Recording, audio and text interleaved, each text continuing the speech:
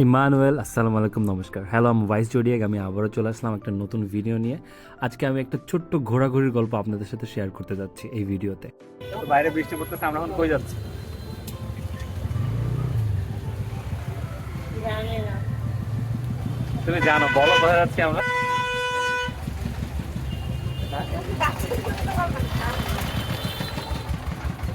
কলাটা আমরা কই যাচ্ছি?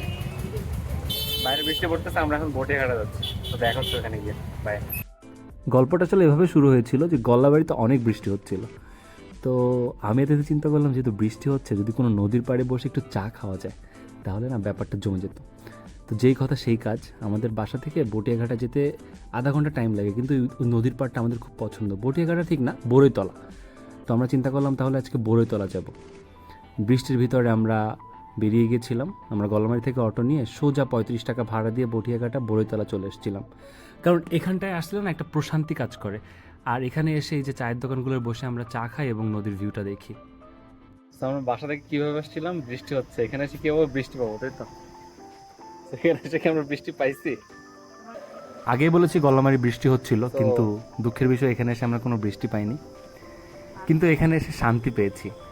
কেমন শান্তি, এটা আসলে বলে বোঝানো যাবে না। এই যে তিথি আমার ঘাড়ে মাথা দিয়ে বসে আছে এবং নদীর পাড়, চা খেয়েছি, দুজনে গল্প করেছি, একটা আলাদা রকম প্রশান্তি কাজ করে। আপনারা যদি একটু মনোযোগ দিয়ে শোনেন তাহলে শুনতে পারবেন যে নদীর একটা পাড়ে একটা নদীর জল যখন এসে পাড়ে বাড়ি খায় তখন একটা সাউন্ড পাওয়া যায়। তো ওই সাউন্ডটা কানে লাগছিল। দুজন কথা বলছিলাম, এই পাশে তিথি বলেছিল একটা ডাব খেতে চায়। তো নদীর পাড়, ডাব, চা, তিথি, আমি, it was a wonderful day for me.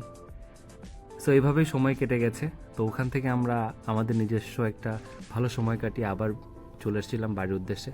সবাই ভালো থাকুন আর আমার পাশেই থাকুন। আবার দেখা হবে অন্য কোনো ভিডিওতে। বাই।